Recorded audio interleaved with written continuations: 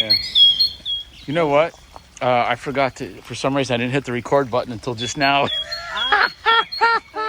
Let's do this again. My name's George. God, we already went through 3 minutes of videoing, but I forgot to say to put the start button on there. We met through Seamus's Green Life, the Facebook group and all that, and we're going through, go ahead, say your name again. Farzad. Farzad, we're going through a little quick tour of his yard, and again, I'm really impressed. This is the microclimate he's got here. Looks fantastic, and the what do they call it? The dense forest of exotic fruit trees. So we're going to continue walking through here, and you can listen to him, and then we'll do a little repeat of what I thought I'd recorded. So all right, yeah, there we go. Well, I have 3 zones in my backyard. So this is my first zone. This is my tropical zone that I have 6 varieties of mangoes, starting with that one, which is a juicy peach. Next one is the orange sherbet. The last one close to the wall is pina colada one. Next to it is the loquat that we already harvested. This variety, it was amazing. Okay. And this one is the star fruit. It was really big. Unfortunately, last year's summer really took a toll on it, so I had to just cut a lot of the dead parts of it. So this is what's left out of it. I couldn't get any fruits out of it this year because it was under a lot of pressure. Sure. This is my pond. So you have a screen on the pond. Is that to keep the kids out, or is that to keep the birds, or? No, actually I had a heron visited 3 weeks ago and got 6 of my koi. Oh my God! They were like so like a bird came in and. Oh yes, there were like this big fish koi in it, and got 6 of them. So I still have like 3 big ones left, and I still added 3 more small ones that they're growing. But yes, that's why I put this net, bird net, on top of it, so I can keep them safe. Is the pond I built maintenance-wise? Oh, maintenance-wise, this is like once in a month. I would say I just remove, I would say 50-60% of the entire water and just replace it with new water. Do you use the water to feed your plants? Oh yes, these ones, the big trees, that one, and those 3 pomegranates in the back, in the corner. Okay. So do you just use like 5-gallon buckets, or do you have a pump? Oh, I have a pump. Okay. Yes, I have a pump. So that's why this tree gets fed by this fish water, which is the best, obviously, the best kind of right. Give it to them. And that's what they get. And I see how green it is, this one. I know. It looks fantastic. Right. So that's my first one. And behind you is another loquat, a different variety.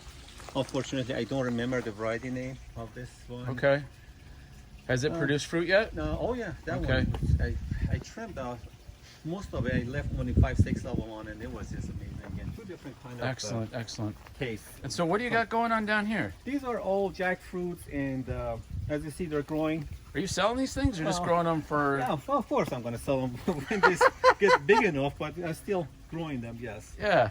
Yes, and these are just the small ones. They're just growing right now, as you see. They're just popping here and there. Yeah, absolutely. Yep. So jackfruits and loquat. Man, I'm gonna buy one. When these things are big enough, you let me know, okay? You got it, man. Don't worry about it. Sure. And then, so you got a water filter here. Tell us about this. Oh, no, actually, it's not a water filter. This is the one that dilates whatever I want to feed to my trees with water. So this one is fish emulsion. Okay. And you can just adjust the amount of per gallon water. You're gonna just mix it with that liquid that you have. Okay. So just instead of just mixing it into 5 gallons and just pour it in, you just pop this one into this your liquid and just turn it on. So I just feed the whole backyard with this thing. This is great, man. Yes, that was one of my biggest investments that I did, and I think it really pays off for me because I don't have 1 or 2 trees, so it takes me a long time to just make something. So, and in order to keep this tropical fruits alive, you have to acidify the soil. Obviously, you have to lower the pH to below 7. So how do you lower your pH? I have another thing is called acidifier. So I just feed it once in a month, just around this area. Is it like a liquid? Is it a powder? Yeah, let me just show it to you. Yeah, because there's been some Facebook posts about acid stuff, and I got in, like I said, I got in trouble. But I think a meme or whatever they call those things is coming for me. Right. So That's the one. Got it. Okay. Soil acidifier. All right. So now, plus iron. yeah. So now, do you put this in the in that same machine over there? That's Put the machine. gallon in there, and you just Exactly. kind of water it through. Exactly, and it's connected to my hose. I just turn it on and Oh my just God. feed everything with it, so I don't have to go through all this batch by batch and do it. Well, you know what I was thinking of doing, and let me know if I'm wrong here. I'm gonna get this on record. Getting like one of those 55-gallon water drums and putting all the stuff in there, and then of course then put my pump, and being able to like foliar could do that spray too. and all That's that. right. That's That right. looks easy though. That thing over there looks so amazing. simple. So actually, I was doing it. It's very simple. Just feed it just like that, and it's non-stop, so you don't have to stop and Refill. Right. So what's coming out right now is that fish emulsion through that little machine that you have over there. Exactly. So, in order for example, for acidifier that I use it around the trees, and then I connect another hose to this one, and I just acidify the whole entire area, not just Wow. the trees. So Yeah. as you see, it's connected to that hose over there. Right. I use Okay. acidifier for that purpose also. Man, this is fantastic. Thanks. This is inspiring. I'll invite you over to my place and you can give me some Oh, tips. absolutely. I'll be more than happy to just give you wisdom. So this is the apricot. As you see, it has fruits on it. Yeah. We actually harvested most of it, so this is what's left out of it. Okay. Man, this is amazing. This is the gold kissed, and this is another one, different variety. Do you have any Candy. Barbados by any chance? I do have. You know, fruits on it. Check with can- this bird thing. Can I try one? Because everyone's been talking about it. I don't have one. Actually, I've harvested at least 200 already. So it already went through the first batch. So Can I have two? I'm gonna give one to my wife. of course, She's out in I'm gonna there. Get you more. Don't worry, man. No, that's good. That's it. There's so many in there, Thanks, so my don't friend. worry about it. I mean, every day I get 10 to 15 of them every day. So let me get you some more. I'm gonna have They to get a keep plastic coming, bag so or something. I'm Yeah. nothing- there's nothing to worry about. They keep And so the coming. net is because of the birds, The obviously, because they'll birds take them. love them. Oh my gosh. Here we go. Awesome. Man, you're the best. Look at these things. Alrighty, so It looks like my fingers are bleeding because these things are so red there. this is a Jamaican cherry, obviously. Okay, you know, I just got one of those for my friend, but it's only about 12 inches. Okay, no, Yeah. it's fruited already, and as they say, and this is the fruit again, as you see over here, the tiny one. And they taste like the aftertaste. What do you do is with the like a seeds? Can cotton I just candy. put 'em back in the ground? Have some This volunteers. is the Japanese plum. It's the Satsuma. Oh my gosh, this is one of my best favorite plums that I love. Yeah. That's the mixture between cherry and plum. It's called the Sat Lab, Okay. and hasn't fruited yet. Where'd you but, get it from? From Reed's. Okay. And this one is Beauty. Hmm. And this is one of the rare ones that I didn't know that you could eat it before it ripens. It just right? it's just sour. It's not Oh, wow. sturgeon. It's just Yeah. it's just ripe, very mild, sweet, and sour. And then Yeah. towards the end, gets more sweet and less sour. Mm-hmm. This is the Florida Prince. I trim it very low so I can just harvest whatever we want. But as if you look at the trunk, it's really big trunk. So Oh, yeah. it's not a tiny trunk. There you go. So this is a perfect example of a tree that produces fruit. It got really big, and then we cut it back. Exactly. You cut it back. Exactly. We can keep And then it low keeps so we on can- going, right? So that way, because this is only about 5 feet tall here, because Exactly. that's how. 6 feet. That's Yeah. right. This is 5.5, something like Mhm. that. Right. That's another It's a mulberry. mulberry, right? Mhm. And so the way I set it up, actually, let me start from there for you. So let's start with this peach area, peach zone. So the way I set it up, they start giving me fruits around mid-April, early May, all the way to August. Okay. So because we know when peaches ripen, they usually take around 2 to 3 weeks to completely Right. just harvest. They can just harvest the entire produce.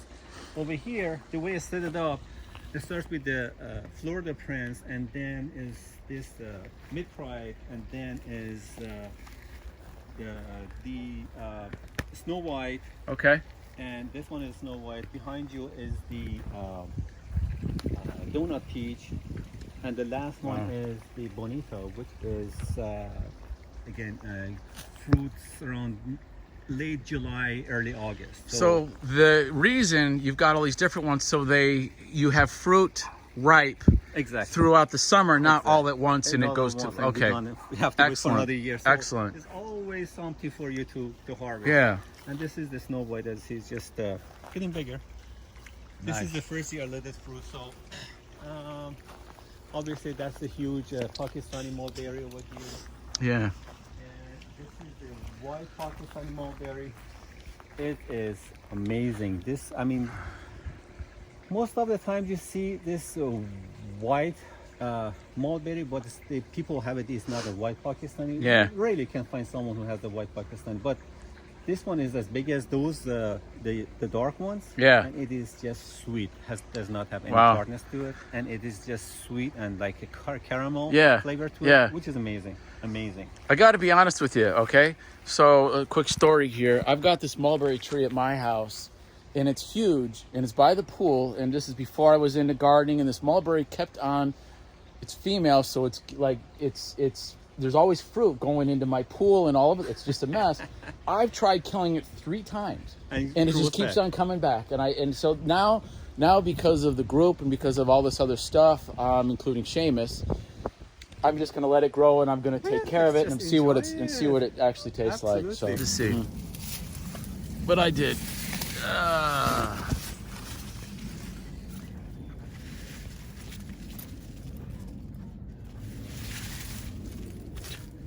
Part of it right there. This is the. It's a pomegranate, right? These are our wonderful variety, 3 pomegranates, and I have. I always harvest. These are like, I would say, this one is say 20 years old, Okay. and the other 2 are like 15 years old. Combined, I get around the 23 to 24 liters of pomegranate juice every year out of it. How do you juice it? Do you use like a juicer. juicing machine, yes, like a this is electric or a press? No, it's not actually. It's not a centrifuge. It's a cold press. That's what they call it. It's a cold press. So it just completely juices the juice out of it, and there's nothing else added to it. So Wow. it's delicious. Yeah, So yeah. my kids love it. So I get around Good for you. 6 gallons of this and keep it in the freezer. This is just great. I'm going to skip around this other side and All right. give the viewers here a little bit. Yeah, this is a lemon, obviously. This one is, I think, 26 years old. Okay. Yeah. And actually, this one was huge. And one year, my mistake, I let it fruit a lot. I didn't tin it. Oh. And it broke to half Okay. completely. And then next year, the survived half again broke to half. So this is the quarter of the original size. Oh my God, yeah. You can imagine how big it was originally. Some of these get big. Yeah. It did, Mhm. yes, indeed. So this is a persimmon again.